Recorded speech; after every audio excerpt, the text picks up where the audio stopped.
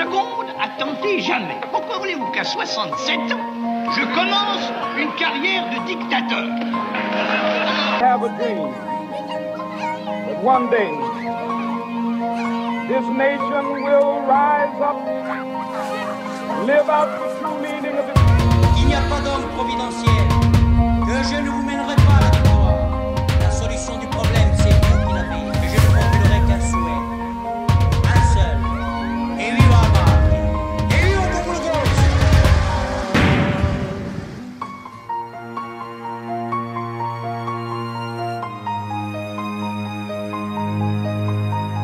Nos politiques, une émission d'Evelyne Adam. Invité ce soir, le député Michel Castellane. Bonjour à toutes et à tous, je suis très heureuse de vous retrouver pour l'émission Nos politiques sur RCI, Radio Corsica International. Nous accueillons aujourd'hui le député de la première circonscription de Haute-Corse, Michel Castellani est avec nous. Bonjour Michel. Oui, bonjour. Bonjour. Ça va bien? Bah, en fait, allez. On pousse un peu, c'est assez physique d'être député en Corse, hein? C'est beaucoup d'allers-retours. C'est assez physique quand on décide qu'il y a du travail à faire. Oui. C'est pas obligatoirement physique, tu sais, quand on peut prendre les choses de façon beaucoup plus décontractée. Hein. Plus laxiste, oui. Si maintenant on décide qu'il y a beaucoup de choses à défendre, importantes pour notre avenir, pour l'avenir collectif, à ce moment-là, oui, évidemment, on n'a pas beaucoup de temps à perdre. Ouais. Alors on va parler de tout, sauf de politique, puisque cette émission est dédiée à l'homme qui est derrière l'étiquette politique. Michel, RCI tout d'abord, qu'est-ce que ça évoque pour vous? C'est une radio qui remonte au temps où les choses étaient largement moins libres qu'aujourd'hui. Et elle a eu le courage de soulever, d'abord d'exister, et en plus, et ensuite d'aller sur des terrains qui était inaccessible à l'information publique à l'époque. C'est une radio qui a subi des avanies, on le sait, parce qu'il y avait une pression considérable sur la liberté d'expression. Et donc, bien sûr, qu'elle remonte à des temps beaucoup plus durs qu'aujourd'hui. Ouais. Homme politique depuis 1986, vous vous engagez, Michel, en qualité de conseiller territorial de Corse. Vous décrochez un doctorat en sciences économiques en 91 à l'université de Corse, Pascal Paoli, et vous dirigez des recherches en géographie humaine pour la Corse depuis 1999. Conseiller municipal de Bastia, adjoint au maire, c'est en juin 2017 que vous êtes élu député de la première circonscription de Corse en 2017, avec 60,81% exactement des suffrages. Vous cofondez le groupe Libertés et Territoires à l'Assemblée nationale, de professeur d'économie à député. C'est une vie d'engagement dédiée à la Corse, Michel Castellani. Il y a eu différents épisodes. Moi, j'ai toujours été militant. Tu sais, à l'époque, quand j'étais jeune, c'est-à-dire il y a très longtemps, il n'y avait pas de combat politique, il y avait des sensations. On sentait confusément qu'il fallait quand même faire quelque chose pour la Corse, mais nous étions en pleine période de bataille de clans, où la vie politique, finalement, ce n'était que du sport, comme un match de football, quoi, entre les Blancs et les Noirs, tout ça. Bon, la Corse, ça n'existait pas. Les députés, encore, en Paris, parlaient de tout sauf de la Corse. D'ailleurs, ils parlaient de rien, si j'ai bien compris. Et donc, confusément, nous sentions qu'il fallait faire quelque chose. Petit à petit, ça s'est formalisé, grâce à des gens qui étaient la génération avant la mienne. Et c'est devenu le régionalisme, et puis après tout ça a été formalisé politiquement, analysé. Nous en sommes arrivés ensuite à la notion, vous le savez, d'autonomie, d'autres d'indépendance. À part ça, on a soulevé des problèmes techniques sur le statut de la langue, sur l'évolution du statut. On en parle beaucoup maintenant, par exemple, de continuité territoriale qui était un désastre pour la Corse. Bref, on était tombé tellement bas qu'il a fallu tout construire. Tout avait été démoli. Donc ça, c'est une partie importante de ma vie. J'ai toujours été militant et j'ai jamais cessé de penser au combat, pas seulement de la Corse d'ailleurs, hein, c'est un combat mondial, on peut en parler. Moi, comme prof d'université, j'ai tourné le monde, donc je ne passe pas ma vie à regarder mon nombril. Mais il a fallu bâtir tout ce que vous savez aujourd'hui, tout le combat politique qui est formalisé. Mais ça, ce n'est qu'une partie de ma vie. L'autre partie, c'est professeur d'université, où là aussi, il a fallu vous avez conquérir. parcouru le monde, hein, vous avez enseigné partout. Ah oui, j'ai eu l'occasion d'avoir des expériences un peu partout. Oui. Et là, dans la petite biographie que vous avez citée, c'est bien, mais il manque quand même une part extraordinairement importante, c'est le doctorat d'État quand même à la Sorbonne, qui est le couronnement de la carrière. Et donc, voilà, ça aussi c'est un aspect important. J'ai immensément travaillé dans ma vie, immensément travaillé dans ma discipline. À un moment donné, maintenant j'ai beaucoup perdu depuis que je suis député, mais à un moment donné, j'avais quand même une culture économique qui était assez notable, disons. Voilà. Quand on est autant impliqué dans la vie politique depuis 50 ans, est-ce qu'on arrive à tomber la veste? Est-ce qu'on arrive encore à se trouver une vie privée, une vie qui n'a rien à voir avec la politique? Pour l'instant, on a toujours une vie privée, mais elle s'efface très, très souvent devant les impératifs immédiats. On a toujours quelque chose à faire, on a toujours quelqu'un qui veut vous voir, on a toujours une réunion qui traîne, on a toujours... et ça passe toujours derrière. Après, on est obligé d'enlever, et à la fin, il ne reste plus grand-chose de privé, quoi. C'est la vérité. La famille a toujours compté, tout de même. Ma famille, oui, c'est-à-dire que oui, ma femme, elle n'est pas très contente que je sois député. D'avoir épousé un député, ça, il faut un homme politique. Il faut avouer que ce n'est pas un grand enthousiasme, quoi. Oui. Je considère même que c'est une forme de trahison, quoi. Parce qu'évidemment, moi, après, j'ai passé ma vie à Paris, dans d'autres cercles, à travailler, tout ça. Bon, la vie familiale, elle est complètement marginalisée. Moi, j'ai deux gosses, j'ai deux garçons. Avec eux, j'ai des relations très, très étroites, bien sûr, mais eux-mêmes ont des petits-enfants qui ne me connaissent même pas, quoi. Je n'ai plus le temps de voir. Ça n'a pas créé des vocations chez eux? Non, pas du tout. Ils sont engagés, ils sont engagés, comme citoyens, ils ont des idées. Mais le combat politique de terrain, je dirais non, pas du tout. Il faut dire que tout le militantisme que j'ai fait moi pendant ma vie, ça les a un peu écœurés aussi. Hein. On en revient à l'enfance, Michel. Quel était l'enfant, Michel Castellani? C'était un enfant studieux, on voit votre parcours, un enfant qui avait déjà des ambitions? Pas d'ambition, non, au contraire, j'étais très modeste. Moi, c'est la Corse de l'après-guerre. Quelle est votre Corse? Avec tout ce que ça comporte de difficultés matérielles et tout. Par contre, oui, moi, dès qu'il y avait un livre quelque part, ou un écrit, je le prenais d'instinct, comme ça, et c'est toujours le cas maintenant. Dès qu'il y a, je lis, je réfléchis. Ça, c'est une tournure d'esprit qui ne m'a jamais abandonné, mais que j'avais déjà tout jeune, quoi. Et ça m'a permis d'acquérir donc pas mal de choses sur le plan professionnel. Il faut travailler. Vos parents rêvaient de quoi pour vous? Ma mère a énormément insisté, pour que je sois médecin. Elle voulait que je fasse médecine. Moi, médecin, je n'étais pas enthousiasmé par l'idée d'être au milieu des malades, même si je reconnais que c'était un métier fantastique. Mais voilà, c'est pas pour moi. Moi, je préférais être au milieu des jeunes. J'étais passionné par l'organisation de la société, par les aspects économiques. L'économie, c'est une science extraordinaire quand on la traite bien. Et j'ai toujours travaillé dans ce domaine, et c'est ça que j'ai voulu faire et que j'ai eu la chance de pouvoir faire. La nostalgie, est-ce qu'elle vous anime quand vous repensez à l'enfance, où vous dites « qu'est-ce que j'étais heureux, même si c'était modeste » ? La nostalgie, c'est un sentiment qui traîne toujours. Moi, j'ai toujours un arrière-fond de nostalgie dans tout ce que je fais, le temps qui passe. Je suis un type qui suis totalement dans l'incapacité, par exemple, de regarder des photos du temps passé. Il y a des gens qui ont des albums, ils regardent leur vie familiale, leur vie privée, personnelle, tout ça, du passé. Moi, je ne peux pas. C'est trop triste, le temps qui passe, qui file, les événements auxquels j'ai tenu, beaucoup d'autres d'ailleurs, qui sont passés irrémédiablement. Et ça, c'est une usure permanente du temps. Et c'est pas bon du tout, quoi. Moi, ça me démolit, ça. Ouais. Alors, on va essayer de mettre un petit point positif dans ces années nostalgiques. On est dans les années 70. Il y a un groupe que vous m'avez demandé de programmer, Dire Straits, Sultan of Swing.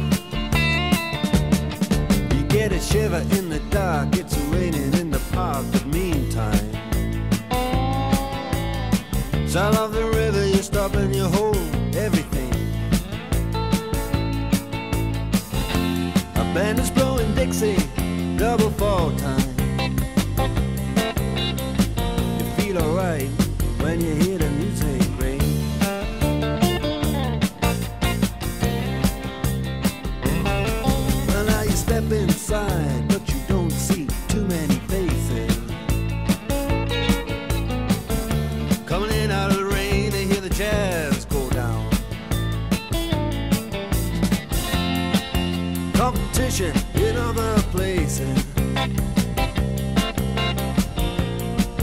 But the horns, they blowing that sound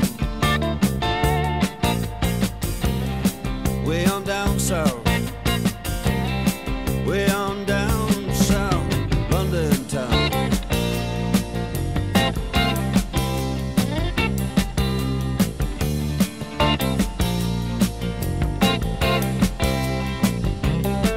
You check out Guitar George, he knows all the chords. But it's strictly rhythm, he doesn't want to make it cry or sing. If then an old guitar is all he can afford, when he gets up under the lights to play his thing.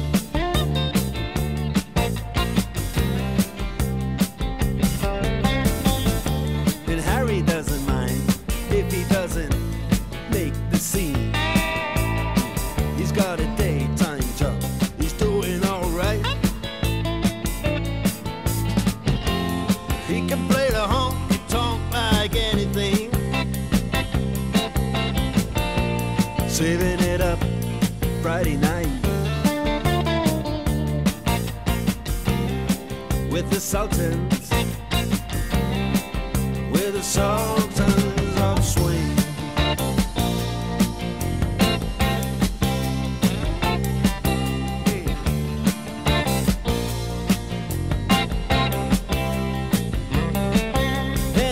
Young boys, they're fooling around in the corner, drunk and dressed in their best brown baggies in their platform soles. They don't give a damn about any trumpet playing band. It ain't what they call rock and roll. And the Sultans, yeah, the Sultans, they play Creole. Creole.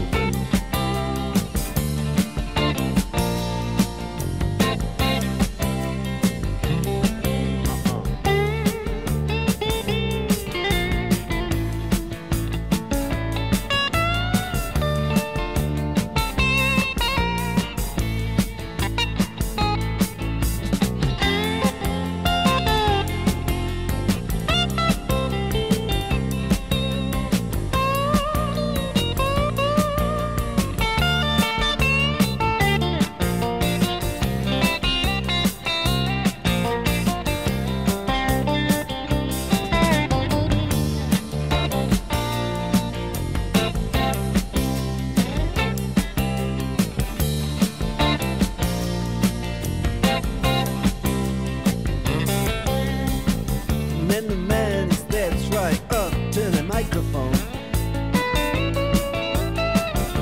and says it lasts just as the time bell rings. Good night, now it's time to go home. Then he makes it fast with one more thing. We are the Sultans, we are the Sultans of Swing.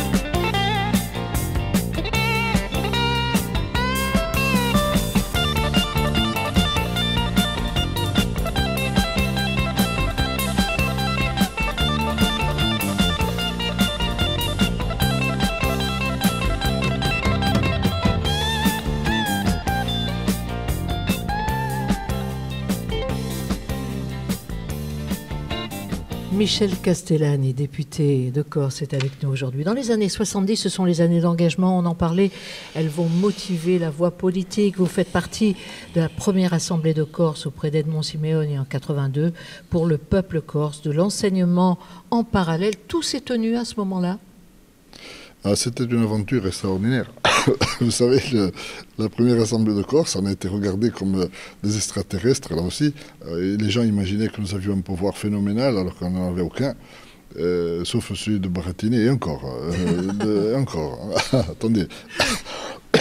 Dans des circonstances dans des conditions très limitées. Exemple, il n'était pas question à l'Assemblée de Corse de dire un mot, une parole de Corse.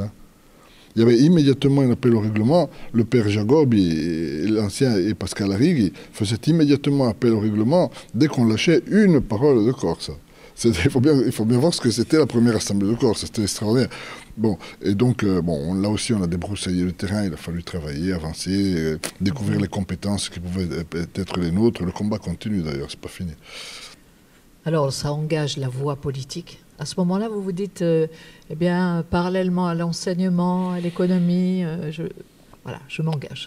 Mais c'est pas ça, c'est que moi il faut voir les conditions politiques à l'époque, c'est quand même très dur, on était contestés, il y avait quand même des barbouzes. Moi, ma famille a sauté à plusieurs reprises quand on prenait des bombes. Moi, j'étais obligé de faire sortir ma mère, elle avait une chambre près de la porte d'entrée. Je l'ai obligé à aller dormir dans la chambre du fond de l'autre côté, parce que on était vraiment menacés. Mon frère a sauté quand même, alors que c'est un type tout à fait honnête, qui n'a jamais fait de mal à personne, il a sauté quand même 2 nuits de suite.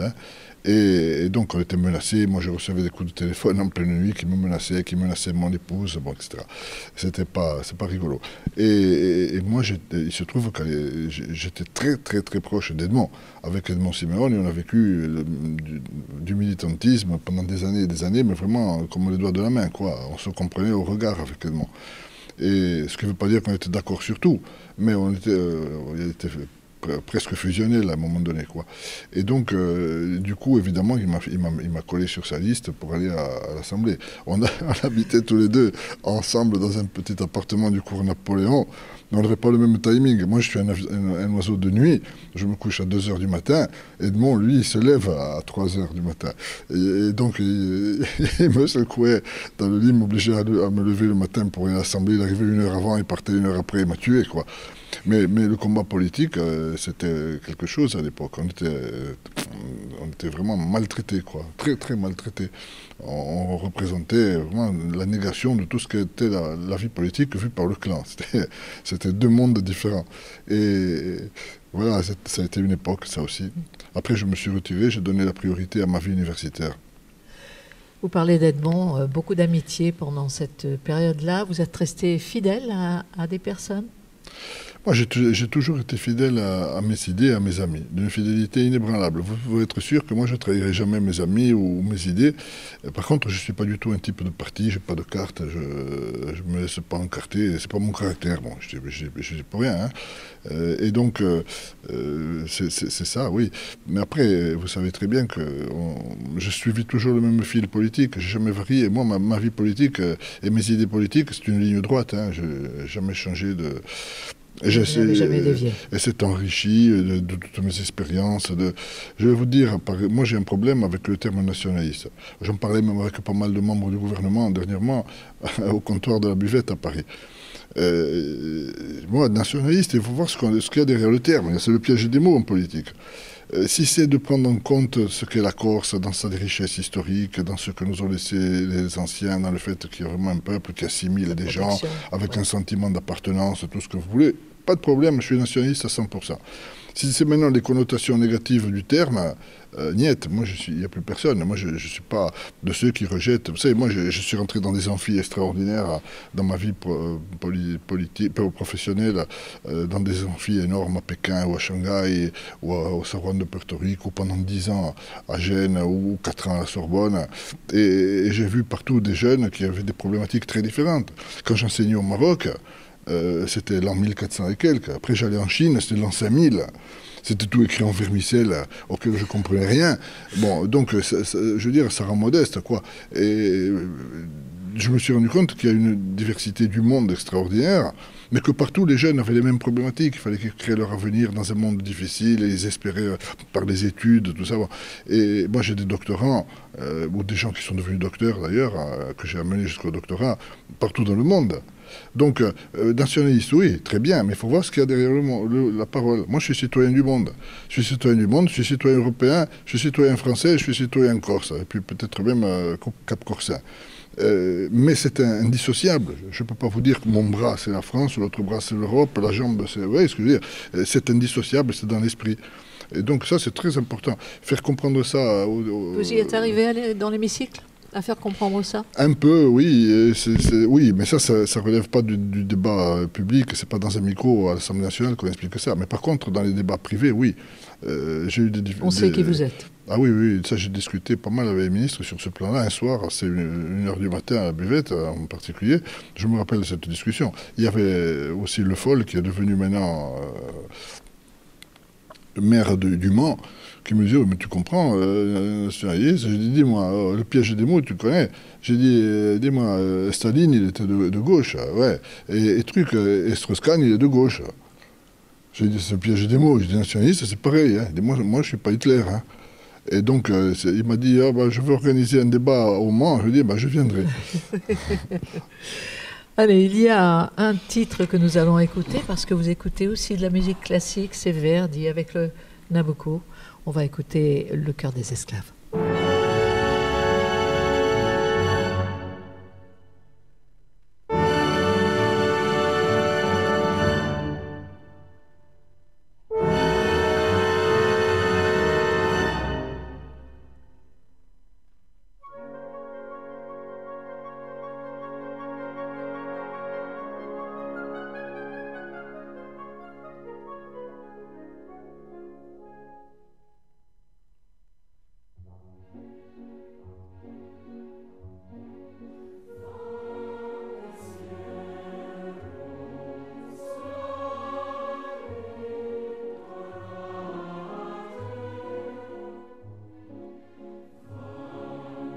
Il ne propose aucune avancée notable en termes de dévolution de compétences et ne permettra en rien aux élus de la Corse de mordre sur les tristes réalités de l'île.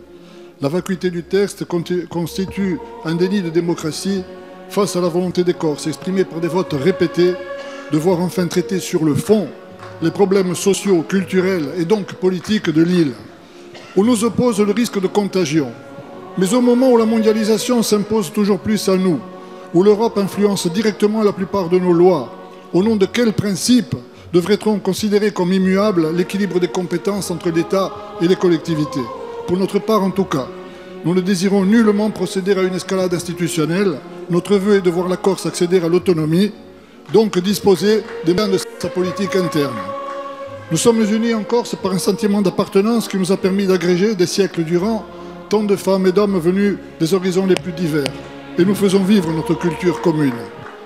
Nous désirons continuer le fil de cette histoire qui est en train de se rompre et la loi doit nous en donner les moyens. Notre situation géographique, culturelle, sociale particulière doit être traitée par des dispositions particulières. L'égalité des citoyens face à la loi est un principe intangible, mais la reconnaissance de la diversité des territoires relève d'une autre logique tout aussi démocratique. Alors, je vous demande donc, Monsieur le Premier ministre, à vous, votre gouvernement, votre majorité, tous les groupes de cette Assemblée, de procéder aux amendements indispensables et de faire avancer la loi dans le sens attendu par une large majorité de Corses. Là est le véritable esprit de la démocratie. Je vous remercie.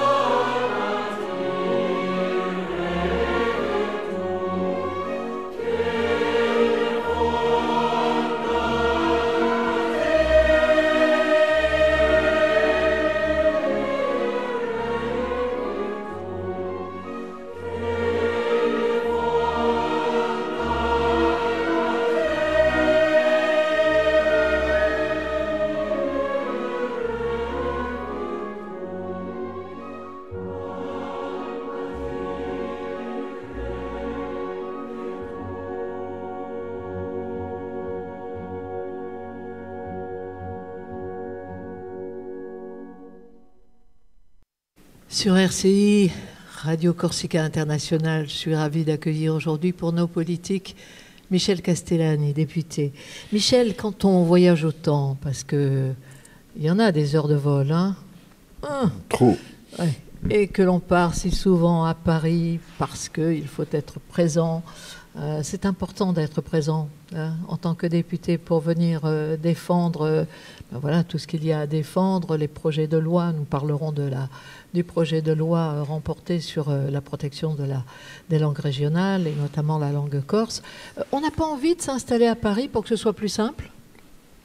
Bah, quand on est l'émanation de la Corse, le moindre des choses, c'est d'être présent sur le terrain. Mais c'est difficile parce que on a une double attraction. On est attiré ici par tous les gens qui veulent vous voir, tous les maires, les institutionnels, les syndicats, les ceci, les personnes aussi. Et puis à Paris, par l'obligation quotidienne. Il faudrait. Et d'ailleurs, regardez, nous avons, chaque fois une double critique.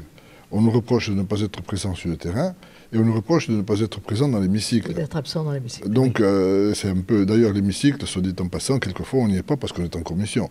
Moi qui viens de me taper tous les budgets maintenant, je peux vous dire que la commission des finances, c'est pas rien. Hein. Vous rentrez à 9h du matin, vous en sortez à 2h du matin tous les jours. Alors moi, sur le tableau, on a un double tableau dans la salle.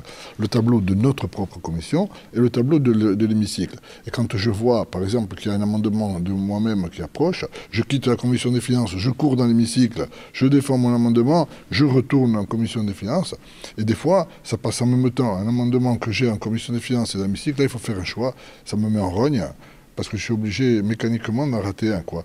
Mais ça, les gens ne le savent pas. Bon, maintenant, il y a aussi le fait que, des fois, à 1h30 du matin, on est 30, quoi, ça c'est sûr. Il n'y a plus personne dans l'hémicycle. Et ça, c'est dur, mais il faut y être. Moi, il m'est arrivé de repousser des amendements assassins pour la Corse à 2h du matin, quoi. Et heureusement que j'y étais.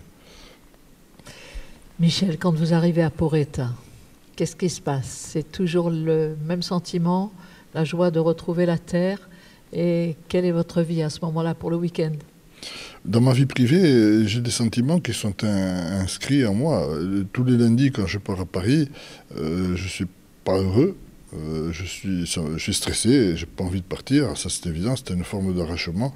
En plus, quand on est sur une île, il y a toujours cette forme de rupture. Hein, on quitte une terre où il n'y a plus de continuité. Après, je suis sûr que les gens qui prennent un train pour aller d'un endroit à un autre, c'est pas exactement la même chose, quoi. Même s'ils peuvent être tristes aussi de quitter leur endroit. Mais donc, quand je pars, moi je suis stressé, quoi. Le lundi, je suis pas content, je suis triste, ça m'ennuie. Quand je quitte ma maison, je vois que ma femme n'est pas contente, je vois que ma chienne, elle a les oreilles en arrière, elle se met sous le lit quand elle voit que je prends la valise, elle est désespérée de me voir partir. Je veux dire, c'est bon. Et par contre, quand je retourne, j'ai toujours le même sentiment, j'ai toujours eu ça. Que je rentre de Paris ou que je rentrais dans les temps de Pékin, j'ai toujours la joie de retrouver la Corse. Quand je mets le pied par terre en Corse, je sais pas, on change de logiciel, quoi, c'est pas pareil. Comment occupez-vous le temps que vous accorde, même s'il est minimaliste, ce temps que vous accorde de ne pas être à l'Assemblée, comment l'occupez-vous sur l'île? Vous allez à la rencontre des citoyens? Ici, je n'ai pas de temps libre, même pas le dimanche, rien, parce qu'il y a plein de gens, on n'imagine pas, qui veulent voir le député. Alors, d'abord, moi, je vais voir tous les maires et les conseillers municipaux. Je suis allé dans les 45 mairies de Massirco, dans toutes, et même à plusieurs reprises d'ailleurs. Cet après-midi, je vais en faire d'autres, 3 par exemple. Il y a ça. Il y a des gens qui veulent vous voir, ils viennent à la permanence parce qu'ils veulent vous parler de tel ou tel problème. Voilà. D'autres qui font des propositions d'amendement, parce que moi je suis à la commission des finances en plus, donc c'est quand même un endroit stratégique. Donc voilà, telle affaire, un jour c'est les auto-écoles, un jour c'est telle entreprise, un jour c'est les douanes, un jour c'est les agriculteurs, un jour c'est l'hôpital de Bastia, un jour c'est ceci, un jour c'est ça. Et même je peux vous dire qu'à plusieurs reprises, il y a des gens qui sont venus me trouver d'Ajaccio. Et moi, je leur dis, mais à Ajaccio, vous avez votre propre député, il n'y a pas besoin de venir à Bastia. Ils me disent, oui, mais enfin, on préfère parler avec vous, parce que... Enfin. Et donc, moi, mon temps libre, il se limite à très peu de choses, quoi. Alors, pas d'expo, pas de cinéma, le côté culturel, vous ne pouvez pas? C'est fini tout ça pour moi. Non, non, sinon, moi, il y a des années que je ne mets pas les pieds, c'est malheureux. La pêche, la chasse, non. Ah non, jamais, moi je ne tuerai jamais un animal. Ça, alors, ça c'est pas moi. Hein. Non, moi les animaux, je leur donne plutôt à manger.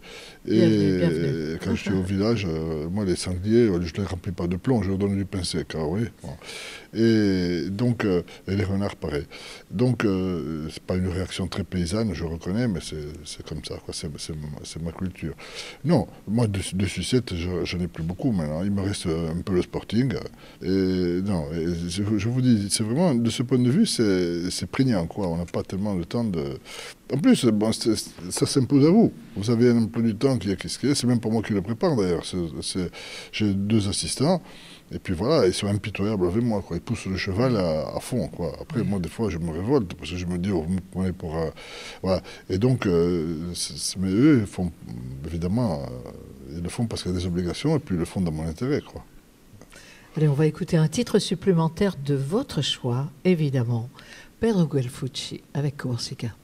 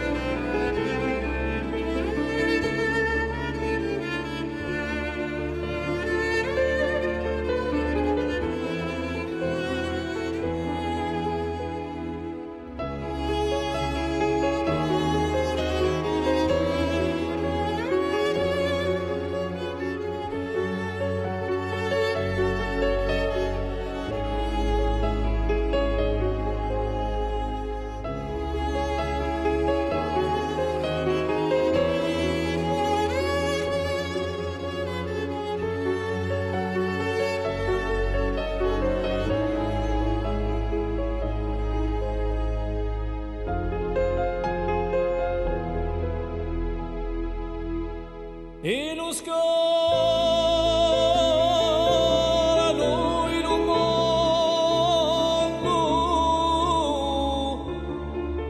che un laguccio tenerezza non mi occorre maestoso e balsama di vorrei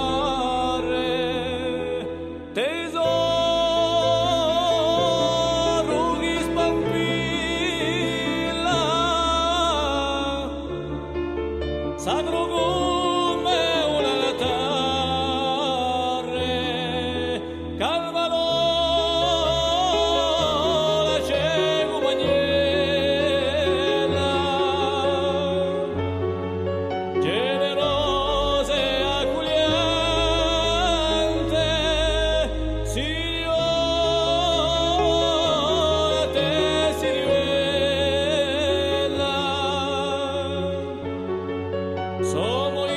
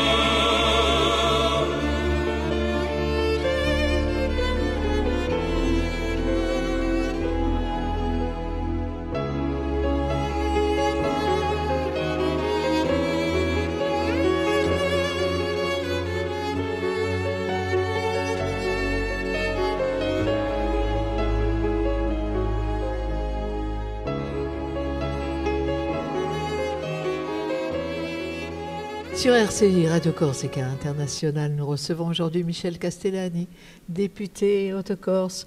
Michel, il y a, avant d'en arriver à la loi que vous avez si brillamment défendue pour la protection des langues minoritaires, des langues régionales, j'aimerais que nous évoquions ce moment avec le départ d'Edmond Simeoni et le départ de Pedro Guelfucci. Ce sont des amis là qui s'en vont. Ah, bien sûr, oui. La vie elle est faite comme ça, de moments tristes, et on perd comme ça au fur et à mesure que le temps passe. On perd des gens qui nous semblent indispensables, et puis après il faudra s'en passer, mais le vide il y est. Edmond, ça a été toute une vie au service d'une cause. Edmond, il faut comprendre que Edmond était un type qui avait le niveau pour être ministre. Oui, un homme d'État. Oui. C'était une bête politique. Moi, je connais bien les ministres, je les fréquente tous les jours, et je connais Edmond que j'ai fréquenté aussi beaucoup. Je sais qu'Edmond était tout à fait au niveau même bien, quoi, sans problème. Et malheureusement, malheureusement ou pas d'ailleurs, il a choisi vous savez, une autre voie, celle de défendre des valeurs ici, c'est-à-dire un combat ingrat, où il a fallu pédaler contre le vent, contre le système politique, contre l'État. C'était épouvantablement difficile. Il a sacrifié toute sa vie, il a recueilli rien. Parallèle de sa Parce que nous recueillons. Profession. Moi, quand je rentre à l'Assemblée nationale, je me dis des fois, je n'ai pas ma place, quoi, par rapport à ce sacrifice qu'ont fait d'autres personnes. C'est pour ça que j'essaie d'être digne, d'essayer de faire vraiment un boulot sérieux à l'Assemblée, parce qu'il me semble qu'il y a d'autres que moi qui mériteraient plus, par leur engagement, par leur sacrifice, d'y être. Et Edmond, évidemment, le malheureux, il a donné tout au long de sa vie, il a sacrifié sa vie personnelle, sa vie professionnelle et tout, il a été en prison, il ne faut pas l'oublier. Et voilà, et pour ouvrir la voie à d'autres. Et c'était ça. Quant à Pedro Guelfucci, c'était aussi autre chose. Pedro, c'était une voix irremplaçable. Il a énormément porté, contrairement à ce qu'on peut penser, porté dans le Riaquiste ou dans la reconquête d'une certaine forme. Ouais. Culture, et Pedro était un garçon, sur le plan personnel, aussi extraordinairement gentil et honnête. Bien connu aussi. Alors parlons de cette langue corse que vous êtes venu défendre à l'Assemblée avec tant de brio. Vous êtes reconnu comme étant ardent défenseur du peuple corse, de sa langue. Vos parents n'ont jamais mis les pieds à l'école, Michel ? Non, c'était la rupture. Je l'avais dit le jour, oui, c'est vrai. Je l'avais dit dans mon discours à l'Assemblée nationale, c'est vrai. Ça avait fait forte impression. Et pourtant, c'était la vérité stricte. Mes parents n'ont jamais... C'était courant en Corse, d'ailleurs. C'était des gens modestes. À l'époque, on avait autre chose à faire que d'aller à l'école. Et malheureusement... Et donc, ça, c'était une rupture extraordinaire entre prenez le père et le fils. Mon père, il a été élevé dans la pauvreté, dans la plaine de Marane, où il a ramassé d'ailleurs la malaria qui l'a accompagné toute sa vie. Il avait des accès de fièvre terribles, il est mort jeune. Et voilà, une rupture avec moi-même qui, au contraire, passé toute ma vie dans des écoles, dans des amphis, dans des universités, vous imaginez, la rupture qu'il y a. Mais mon père était intelligent. C'est pas pour autant que c'était un crétin. Et il avait appris tout seul à lire, à écrire un peu, comme il faisait comme il pouvait, mais voilà. Et donc, chez moi, on n'a jamais dit un mot de français. C'est simple. C'est-à-dire que spontanément, leur langue, leur matière, c'était la langue corse, leur façon de communiquer. Mais c'est pas pour autant qu'ils m'ont pas enseigné des idées nobles. Moi, les valeurs suprêmes de ma famille, c'était l'honnêteté, le travail, l'école, c'était valeurs que moi, j'étais imprégné de ça tout petit, je n'ai même pas remis en cause, j'étais programmé pour ça, depuis que j'étais tout petit. Pour moi, il fallait aller à l'école, il fallait travailler, il fallait progresser dans la vie, il fallait être honnête. Moi, vous pouvez mettre toute votre fortune ici et partir, il ne vous manquera pas un euro. Hein. Donc, ça, ce sont des valeurs innées, peut-être innées chez les autres, peut-être pas innées, mais oui, en tout cas, enseignées, c'est ce qu'on appelle le bain culturel, quoi.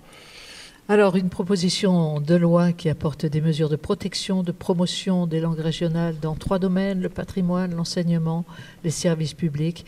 Vous avez défendu cette loi, elle est née, la loi Molac est promulguée le 21 mai 2021, relative à cette protection.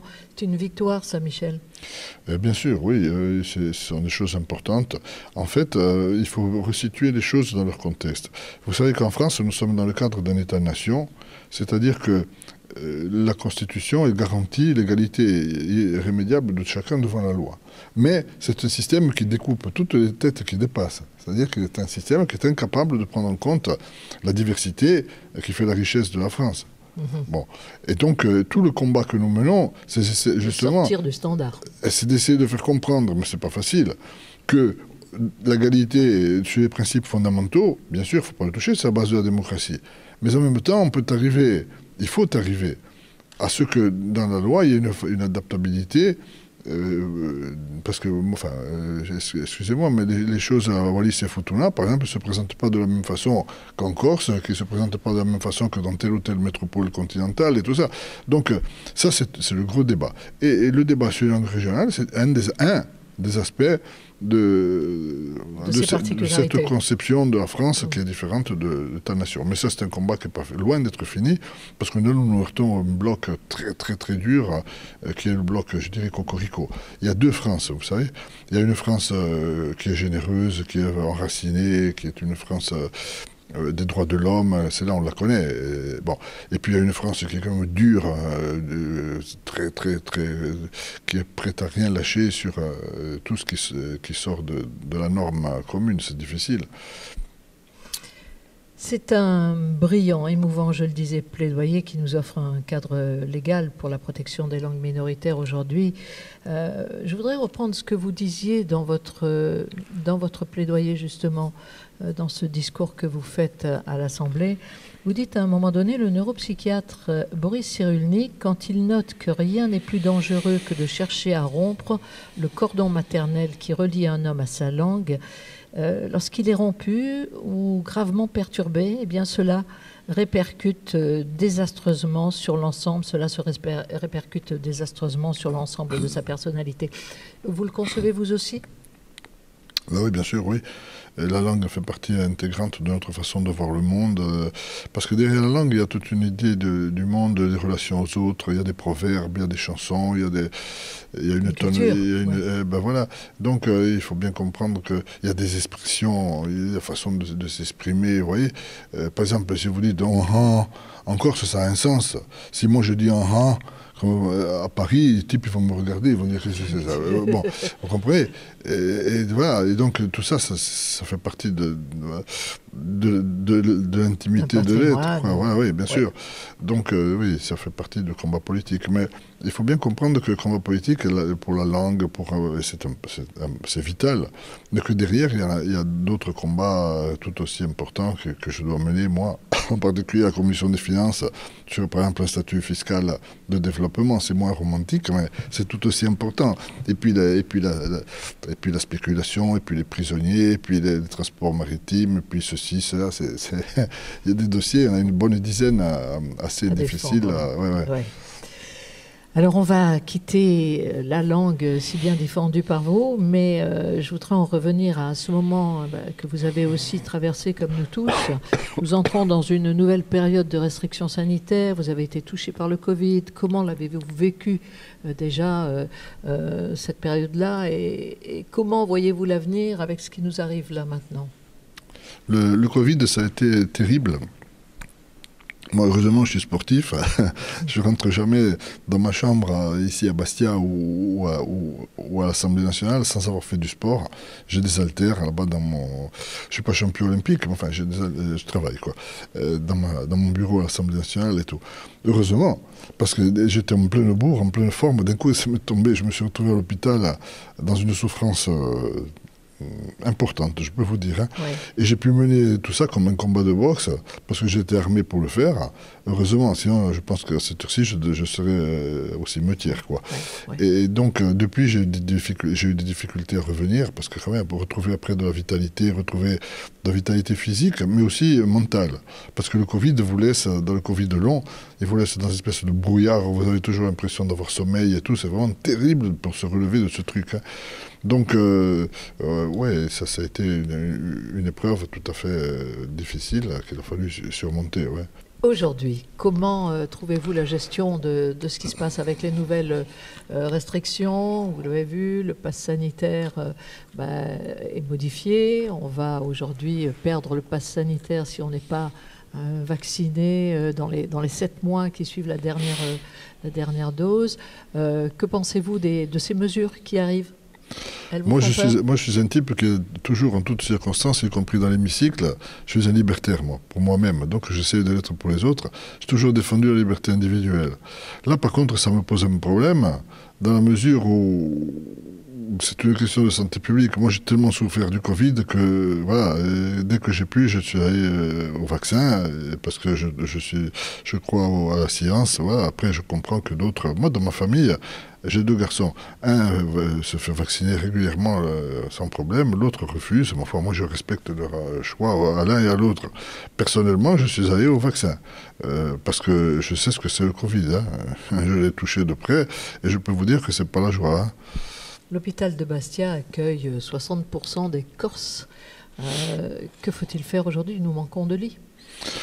Ça, c'est un des gros combats que je mène à l'Assemblée nationale. Je suis déjà intervenu 7 fois en séance publique, en question au gouvernement, sur la nécessité d'avoir un hôpital efficace sur Bastia. L'hôpital de Bastia soigne 60% effectivement la population de Corse, de Bonifacio jusqu'à Galeria.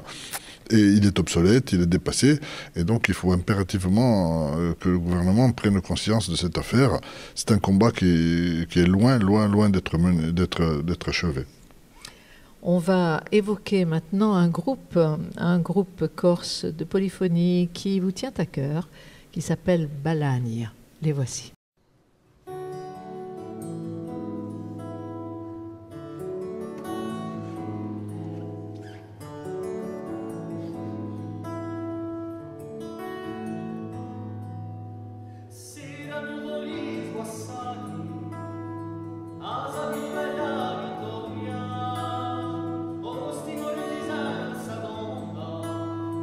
Senza violi né memoria, a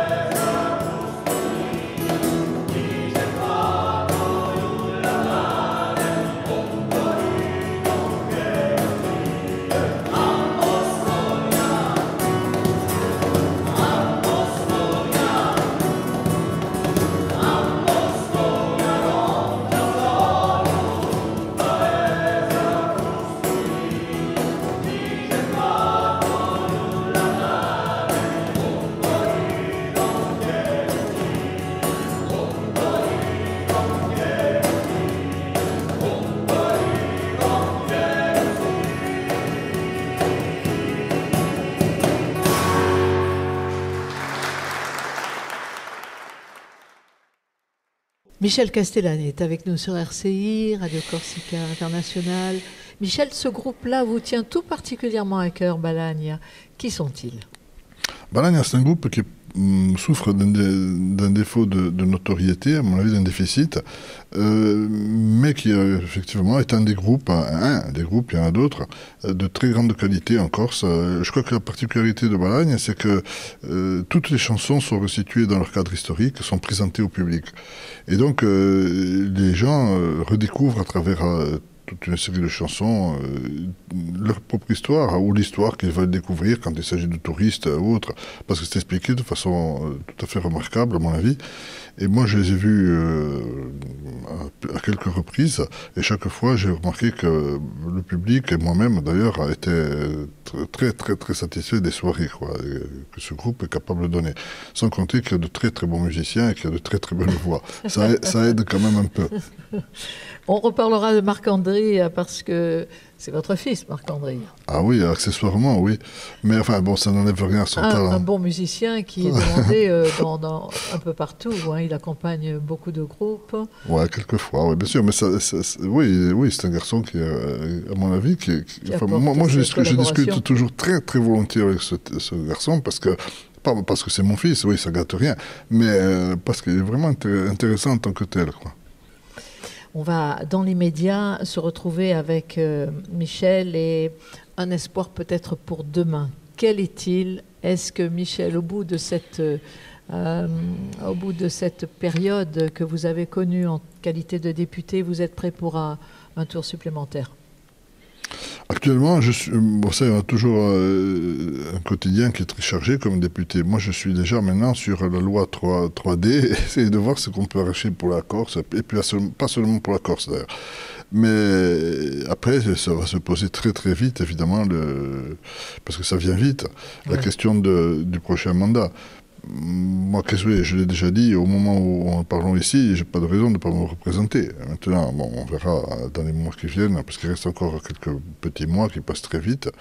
On sera très vite en campagne électorale. Vous y pensez quand même. Si les choses n'ont pas changé d'ici là, moi je serai candidat, oui, bien sûr. Mais parce que vous savez, je dis bien sûr, bon, c'est pas évident, mais quand vous avez investi, ce que moi j'ai investi pendant 5 ans, pour faire son chemin à Paris, pour connaître tous les ministres, pour en tutoyer un certain nombre, pour avoir le 06 dans mon téléphone, pas par plaisir, mais pour pouvoir plaider à bon niveau. Quand vous avez fait ça, que vous avez acquis quand même tous les codes de la Commission des finances, tous les codes de l'Assemblée, après, il y a tellement de choses à défendre encore pour la Corse, il y a encore beaucoup que vous êtes passionné par cette défense. C'est difficile de sortir du jeu, quoi. Bon. Maintenant, c'est vrai que les cimetières sont remplis de gens indispensables, quoi. Voilà. On vous attend pour une prochaine mandature, Michel. Bon, on verra. Un espoir suprême pour l'île demain. Qu'est-ce que vous espérez pour la Corse? Moi, j'espère que la Corse règle enfin ces questions, qu'elle soit reconnue pour ce qu'elle est. J'essaie toujours d'inscrire mon combat politique dans la complémentarité, pas dans l'opposition.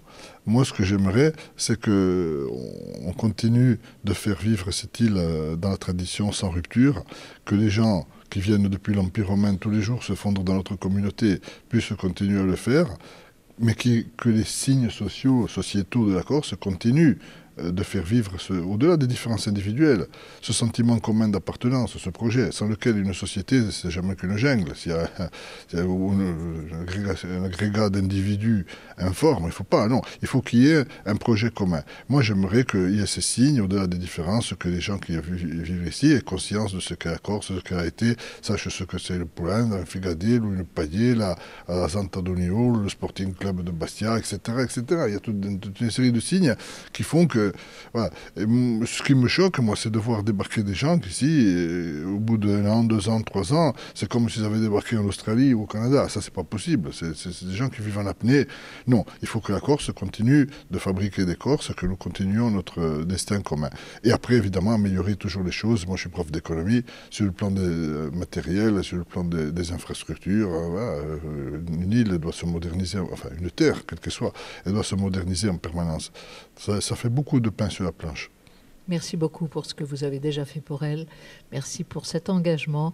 Merci Michel d'avoir été avec nous aujourd'hui sur RCI. J'étais ravie de vous accueillir. Merci à vous. Au contraire, c'est moi qui vous remercie.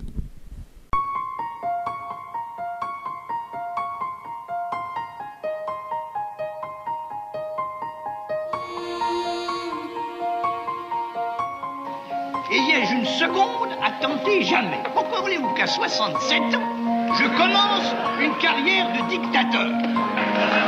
Have a dream that one day this nation will rise up, live out the true meaning of its... Il n'y a pas d'homme providentiel que je ne